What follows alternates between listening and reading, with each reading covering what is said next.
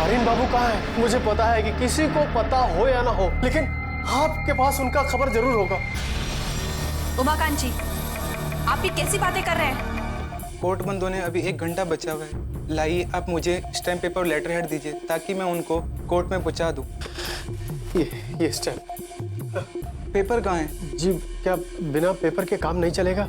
जब आर्यन बाबू ने सबके सामने मुझे अपनी पत्नी कहा, उस वक्त रमेश बाबू भी वहीं खड़े थे और मुझे इतना गुस्सा आया था कि ये कैसे इंसान है, मेरे साथ इतना सब कुछ हो रहा है और उन्हें कोई फर्क ही नहीं पड़ता। हमने कहा ना तुम्हें, हमने पहले ही माफ कर दिया है। और खुशी की बात तो ये है कि रंगराज जी का तबादला शनिवार को नहीं बल्कि बुधवार को होना तय हो गया। क्या? जोगिन बाबू, आपकी उम्र कितनी है? उतनी तो नहीं है, मगर उससे थोड़ी ज्यादा है। फिर इनके अकल के दांत इतनी देरी से क्यों आ रहे हैं? वो क्या है ना परी, कुछ लोगों को कम उम्र में ही अकल के दांत आ जाते हैं और कुछ लोगों को अकल आने में थोड़ा टाइम लगता है। मेरी दर्द की तो किसी को चिंता ही नहीं है। बॉडी, कोई दवाई है तो दो ना, वरना मैं जा रहा हूँ। अरे बाबा, ऐसे दर्द में कोई भी दवाई नहीं खानी चाहिए। मैं एक काम करती हूँ, महेश बाबू को फोन करती हूँ और मेडिकल स्टोर से दवाई लेकर आती हूँ। अरे बॉडी तुम अकेली मत जाओ, मैं किसी को साथ भेज देता हूँ। ये बॉडी भी ना। जोगिन बाबू, आपको नहीं लगता कि हमें हेमदी को बाहर अकेले जाने देना चाहिए? मगर परी। जोगिन बाबू, आज इतने दिनों बाद हेमदी ने बाहर जाने की बात कही, हमें उन्हें रोकना नहीं चाहिए। तुम ठीक कह रही हो परी।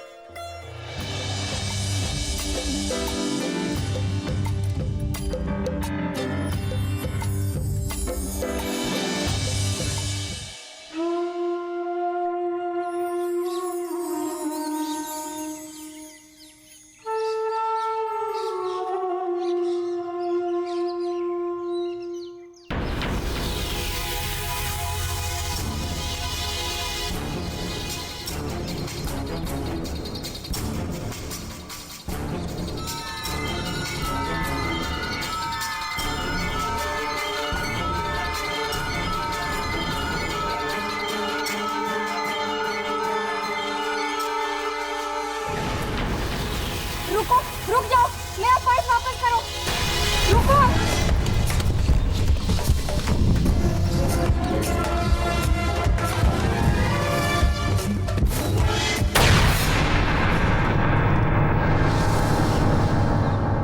अभी अभी तो यहाँ से गुजरी थी, पता नहीं कहाँ चली गई।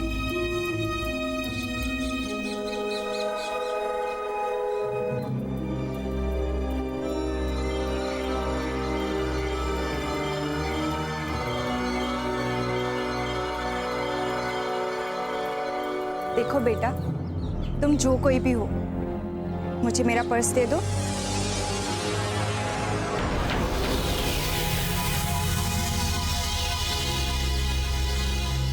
क्या तुम्हें भूख लगी है?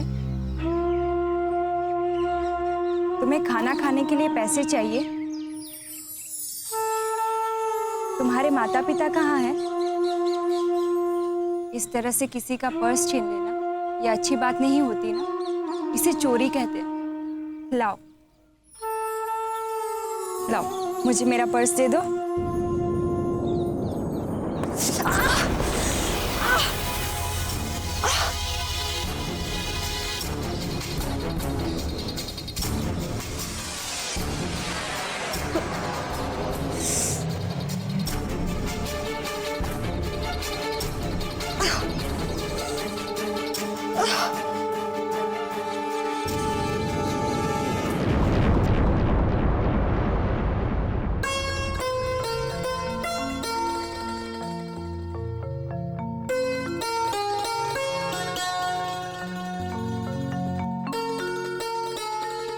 अरे बाबा, तू यहाँ है और मैं कब से तुझे पूरे घर में ढूंढ रही हूँ। क्यों झूठ बोल रही हो कक्की? अभी तो थोड़ी देर पहले मैंने तुम्हें बड़े आराम से बैठे हुए देखा था। देखा, यही तो बात है। अरे तेरे लिए मैं पूरा जी जान एक किए रहती हूँ और तुझे लगता है कि मैं आराम कर रही थी। मैं ऐसे ही नहीं बैठी थी। देख, इस धागे में मैं मंत्र की गांठें चढ़ा रही थी। चल, अब अपना बाजू आगे बढ़ा और इसे बंधवा ले। नहीं, मुझे नहीं बंधवाना। अरे बाबा, मैंने सारी रात जागकर ये सारे मंत्र याद किए और आज सुबह इन्हें धागे में बांधा, और अब तू मेरी सारी मेहनत पे पानी फेरना चाहती है? तू देखना, एक बार तू ये धागा बनवा के जोगिन के सामने जाना, फिर तू उसे अपने वश में कर लेगी और फिर मैं तेरी शादी जोगिन से कराकर इस घर की मालकिन बन जाऊंगी और मेरी परी राज करेगी, राज। नहीं, ये जादू टोना वोना सब बकवास है, मैं नहीं मानती। और जोगिन बाबू के लिए तो मैं कुछ भी नहीं करने वाली। देखा, तेरा ही दिमाग खराब है। सबसे पहले तो तेरा दिमाग ठीक करने के लिए तुझे ये धागा पहनाऊंगी मैं। क्या बात है कक्की? किस बात पर इतनी लाल पीली हो रही हो? अब क्या बताऊं जोगिन, ये आजकल की लड़कियों को तो ना हमारी सब बातें बेकार लगती है। अब तुम ही बताओ, क्या ये पूजा पाठ देवी देवता सब झूठे हैं क्या? मेरा मतलब है कि वो बैग वहीं पर छूट गया होगा, अभी तक तो किसी ने उठा भी लिया होगा। तुम्हें वहां जाने की कोई जरूरत नहीं है। मगर बॉडी, मुझे एक बार जाके चेक तो करने दो।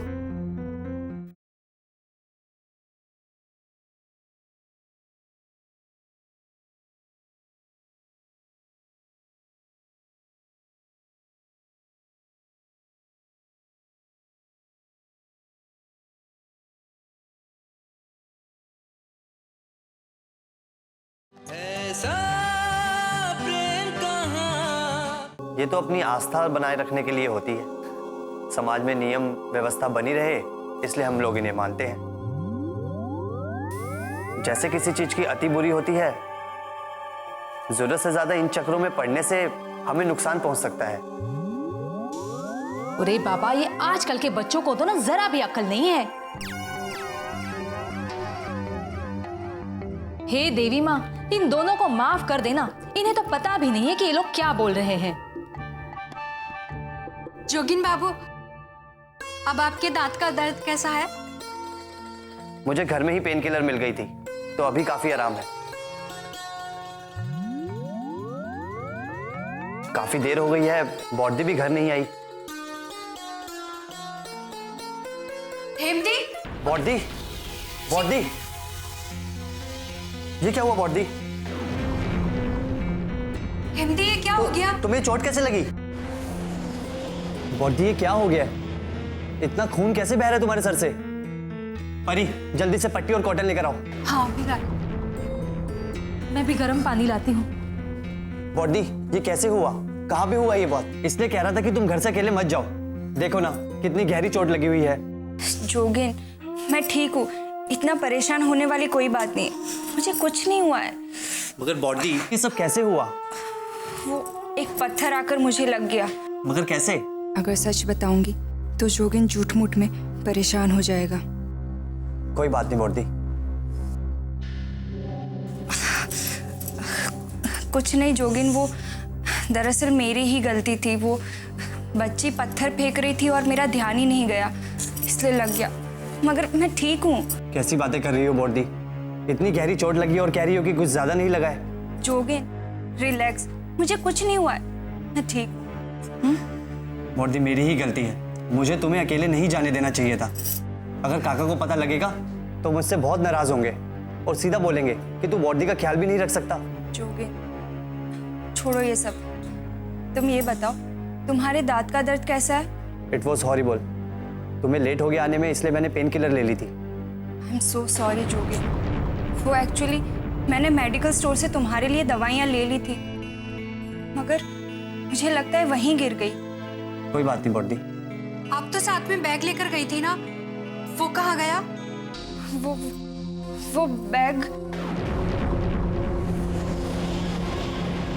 बैग शायद वहीं रह गया होगा। हाँ बॉडी, मुझे बताओ ये सब कहाँ हुआ?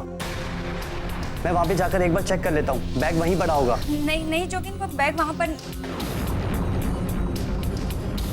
मेरा मतलब है कि वो बैग वहीं पर छूट गया होगा, अभी तक तो किसी ने उठा भी लिया होगा।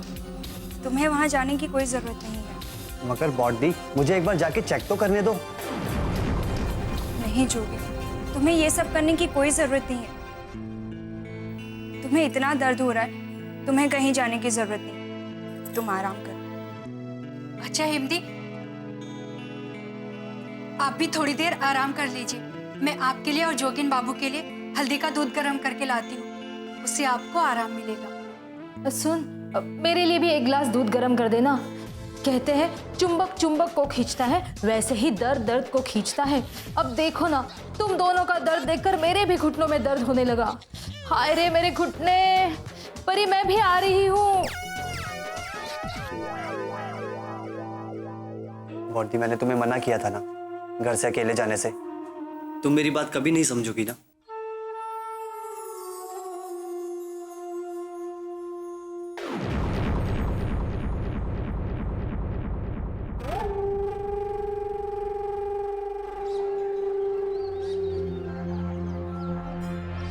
अगर मैं इन्हें सच बता दूं कि आनंदो बाबू का लेटर हेड लॉयर साहब तक जिसने भी पहुंचाया वो मैं नहीं था, तो पक्का है देवी जी काली माँ के चरणों में मेरी बलि चढ़ा देंगी। इससे तो कहीं अच्छा होगा मैं चुप रह जाऊं और ये पता लगाने की कोशिश करूं कि आखिर लॉयर साहब तक पेपर पहुंचा कैसे और कौन हो सकता है इन सब के पीछे।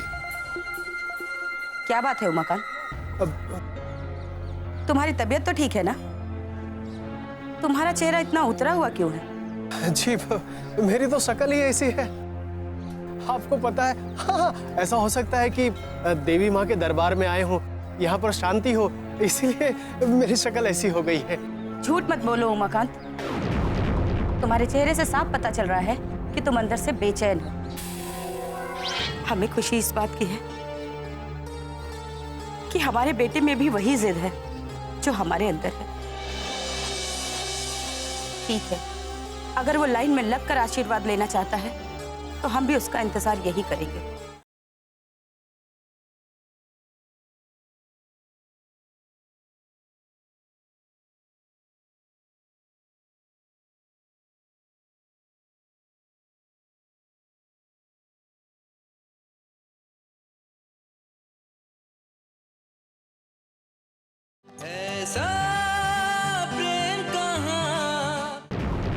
तुम्हारे चेहरे से साफ पता चल रहा है कि तुम अंदर से बेचैन हो। क्या हमसे अपनी परेशानी नहीं बताओगे? नहीं, मैं कुछ सोच रहा था ऐसे ही। अच्छा, तो अब तुम सोचने भी लगे हो? जरा हम भी तो सुने कि क्या सोच रहे हो। बस यही सोच रहा था कि आपको बार बार फोन पे धमकी देने वाला कौन होगा, इसीलिए मैं बहुत परेशान हूँ। तुम उसकी चिंता छोड़ दो, तुम अपना सारा ध्यान रंगराज जी की रिहाई पर लगाओ। बस एक बार रंगराज जी रिहा होकर आ जाए, फिर हम ऐसे गीदड़ों को उनकी मान में जाकर मारेंगे।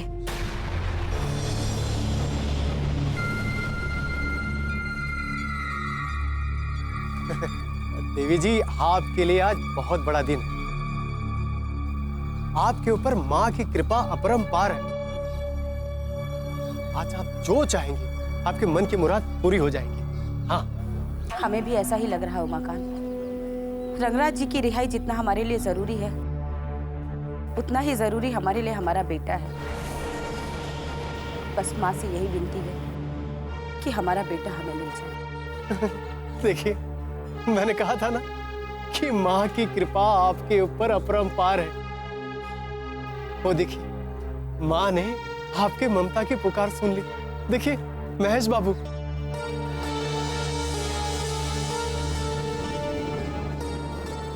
हाँ उमाकांत, ये तो सच में चमत्कार हो गया। जाओ जाओ, महेश को सीधा हमारे पास ले आओ। हम अपने हाथों से उसे प्रसाद खिलाना चाहते हैं। जी हाँ, अभी जाता हूँ।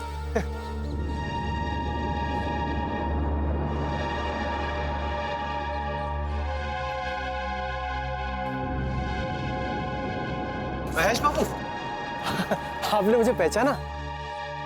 तुम यहाँ तक आ गए हमारा पीछा करते करते? अरे नहीं, मैं आपका पीछा क्यों करूंगा? मैं तो यहाँ देवी माँ की सेवा में लगा हुआ हूँ। आप लाइन में लग के प्रसाद लेंगे? चलिए आप मेरे साथ चलिए, आइए। नहीं, ये देवी का दरबार है उमाकांत। यहाँ पे हर कोई बराबर होता है, इसीलिए हम जहाँ हैं वहीं ठीक है। जब देवी माँ की कृपा होगी हमें दर्शन हो जाएंगे। अरे देवी माँ तो अपनी ममता आपके ऊपर उड़ेलना चाहती है। आप भी हैं कि अपना कदम आगे नहीं बढ़ा रहे। किसकी बात कर रहे हो तुम? मैं कुछ समझा नहीं। देखिए सामने देखिए, देवी जी खुद अपने हाथों से प्रसाद बांट रही हैं लोगों को। अब मैं समझा कि तुम किसके इशारे पर यहाँ आए हो। मगर माफ करना उमाकांत, मैं तुम्हारी तरह अपनी खुशियों के लिए किसी इंसान के सामने हाथ नहीं फैलाता। जाओ जाओ, कह दो अपनी देवी से कि मैं इस देवी के दर पे माथा टेकने के लिए आया हूं, उनसे भीख लेने के लिए नहीं। देखिए महेश बाबू, इस तरह आपस में मनमुटाव ठीक नहीं है, चलिए ना। तुमने सुना नहीं मैंने क्या कहा? तुम जा सकते हो, लेकिन आप कहीं ऐसा ना हो कि मैं यहाँ से बिना देवी के दर्शन के चला जाऊं और तुम्हारी देवी तुमसे नाराज हो। जाओ। मेरी बात तो सुनिए। उमाकांत जी, आपने सुना नहीं महेश बाबू क्या कह रहे हैं?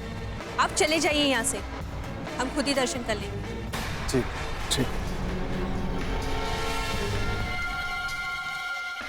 उमाकांत, महेश आ तो रहा है ना? नहीं देवी जी, मैंने उन्हें बहुत समझाने की कोशिश की, लेकिन वो कह रहे हैं कि मैं लाइन में लग के ही प्रसाद लूंगा। हम इस बात से भी खुश हैं कि कहीं ना कहीं कोई एक बात तो है जो हम दोनों में एक जैसी है। मैं कुछ समझा नहीं। हमें खुशी इस बात की है कि हमारे बेटे में वो सारी खूबियां हैं जो एक नेक इंसान में होनी चाहिए, और दुख इस बात का कि हमारा बेटा सब कुछ समझते हुए भी हमें नहीं समझना चाहता। जी मैं समझ सकता हूँ कि उनके ना आने से आपको कितना दुख हुआ होगा। नहीं उमाकांत, बल्कि हमें ये बात अच्छी लगी। हमें खुशी इस बात की है कि हमारे बेटे में भी वही जिद है जो हमारे अंदर है। ठीक है, अगर वो लाइन में लगकर आशीर्वाद लेना चाहता है तो हम भी उसका इंतजार यही करेंगे और अपने हाथों से उसे प्रसाद खिलाएंगे। चलो कमला, घर चलते हैं प्लीज। ये आप क्या कह रहे हैं? अब जब हमें दर्शन मिलने ही वाले हैं तो आप घर चलने की बात कर रहे हैं? अरे हम इतनी देर यहाँ रुके तो मुझे लगता है कि हमें थोड़ी देर और रुक लेना चाहिए। ठीक है, चलो। ज्यादा कुछ तो नहीं जानती, मगर हाँ इतने विश्वास से कह सकती हूँ कि वो एक नंबर की झूठी और मक्कार औरत है। मुझे तो लगता है रमेश बाबू की जिंदगी भी उन्होंने ही बर्बाद की है।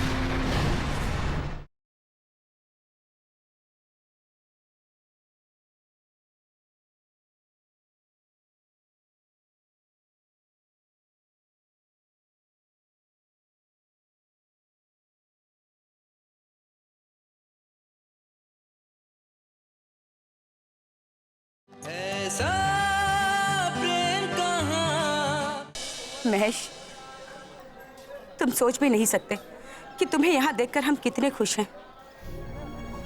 ये तो बहुत अच्छी बात है और खुशी होनी भी चाहिए, आखिर माँ का मंदिर है। यहाँ पे आके तो मन हल्का हो ही जाता है।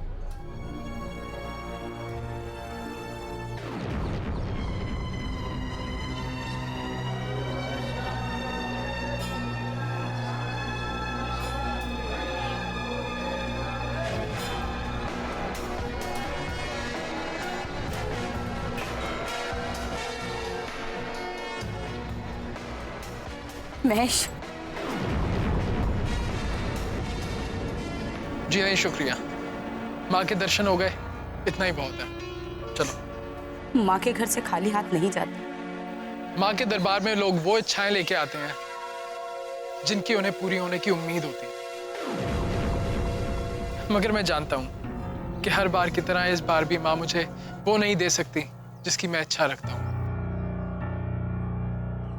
आपका ये प्रसाद मुझे कुछ लौटा नहीं पाएगा, इसीलिए इसे लेकर इसका अपमान करने से बेहतर होगा कि मैं इसे ना चखूं। महेश जी, ये क्या कर रहे हैं आप? अरे आपको प्रसाद नहीं लेना है तो मत लीजिए, लेकिन अपनी माँ का अपमान तो मत कीजिए। कमला, तुम तो ये प्रसाद ले लो। महेश बाबू, मुझे ये तो नहीं पता कि माँ ने आपकी कौन सी मुराद ठुकरा दी है, मगर हाँ ये बात सच है कि प्रसाद के लिए कभी मना नहीं करना चाहिए। मैं बताती हूँ कमला। बस कीजिए आप, बस कीजिए अच्छा बनने का नाटक। आप जो है नहीं वो क्यों दिखाना चाहती हैं हर बार? घुटन नहीं होती आपको? क्या बात है महेश बाबू? क्या कह रहे हैं? मैं बताती हूँ महेश। कोई रिश्ता नहीं है मेरा इनके साथ, मैं इन्हें जानता भी नहीं। चलो कमला। महेश सुनो तो, महेश।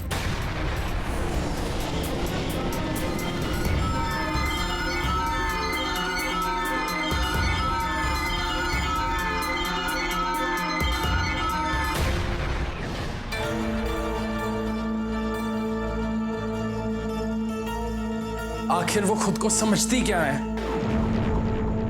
उन्हें क्या लगता है कि मैं उनकी मीठी मीठी बातों में आ जाऊंगा? अगर वो ऐसा सोचती हैं तो ये उनकी सबसे बड़ी भूल है। महेश बाबू, आखिर बात क्या है? आप उन्हें जानते हैं क्या? मुझसे ज्यादा अच्छे से उन्हें और कौन जान सकता है? मैं उनकी हर एक चाल समझता हूं, इसीलिए मुझे उनसे नफरत होने लगी है। सच कहूं तो मुझे भी वो औरत बिल्कुल पसंद नहीं है। उनकी हरकतें ही ऐसी हैं कि कोई भी शरीफ इंसान उन्हें कभी पसंद नहीं करेगा। यही बात मुझे उनसे दूर करती है और ये बात वो कभी समझ नहीं पाएंगी। सही कहा, मुझे भी उनकी बातों में नहीं आना चाहिए था। ये तुम क्या कह रही हो? क्या तुम उनसे पहले मिल चुकी हो? हाँ, देवी जी इससे पहले 1-2 बार रमेश बाबू से मिलने उनके घर आ चुकी है। तब से मैं उनको जानती हूँ। क्या जानती हो तुम उनके बारे में? ज्यादा कुछ तो नहीं जानती, मगर हाँ, इतने विश्वास से कह सकती हूँ कि वो 1 नंबर की झूठी और मक्कार औरत है। मुझे तो लगता है रमेश बाबू की जिंदगी भी उन्होंने ही बर्बाद की है, और हेम जी का घर भी। ये तुम कैसे कह सकती हो कि रमेश और हेम जी की बर्बादी के पीछे उन्हीं का हाथ है? हाँ महेश बाबू, रमेश बाबू और हेम जी की शादी वाले दिन ही वो मुझसे मिली थी और उन्होंने मुझे अपनी बातों में फंसा लिया था। ये क्या कह रही हो तुम? हाँ महेश बाबू, मुझे पहले पता नहीं था कि हेम जी की शादी किससे होने वाली है। देवी जी ने मेरी भावनाओं के साथ खिलवाड़ करके मुझे इस्तेमाल किया और रमेश बाबू के खिलाफ भड़काया और कहा कि मेरे रहते हुए रमेश बाबू किसी और से शादी कर रहे हैं। उस वक्त मुझे पता नहीं था कि आप मेरे पति हैं। मैं देवी जी की बातों में आकर रमेश बाबू को पता नहीं क्या क्या कह गई, मगर आज मुझे इस बात का अफसोस हो रहा है। अगर मैं देवी जी की बातों में नहीं आती तो रमेश बाबू आज हमारे बीच होते।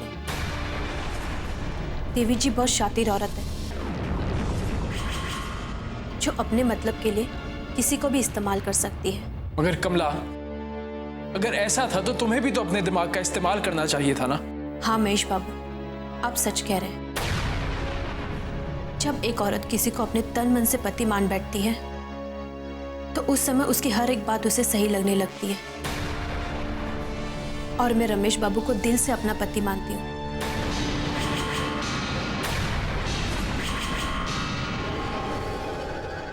मेरा मतलब है पति मानती थी, और देवी जी ने मेरे भावनाओं का फायदा उठाया और मेरा इस्तेमाल किया। कमला, मैं मान सकता हूं कि देवी ने तुम्हें अपने झांसे में ले लिया होगा, मगर ये दोनों बातें एक साथ कैसे हो सकती हैं? हाँ, एक तरफ तो तुम ये कह रही हो कि तुम रमेश को अपना पति मान चुकी थी, तब तो तुम्हें उस पर विश्वास करना चाहिए था ना। और दूसरी तरफ तुम ये कह रही हो कि देवी ने तुम्हें अपनी बातों में ले लिया। इससे मैं क्या समझूं कमला? क्या तुम औरतें भरोसे के लायक हो ही नहीं? महेश बाबू, देवी जैसी औरतों ने समाज में औरत के नाम पर काला दाग लगाया है। इसका मतलब ये नहीं कि आप मुझे उनकी तरह समझे। मानती हूं कि मैं उनकी बातों में आ गई। तुम कोई बच्ची तो हो नहीं कमला कि देवी जी ने जो तुम्हें कहा तुम वो मानती चली गई। अगर कल को कोई तुम्हें ये कहे कि देवी मेरी माँ है और मैं उनका बेटा हूं तो क्या तुम ये भी मान लोगी? हरगिज नहीं, आप उनके बेटे हो ही नहीं सकते।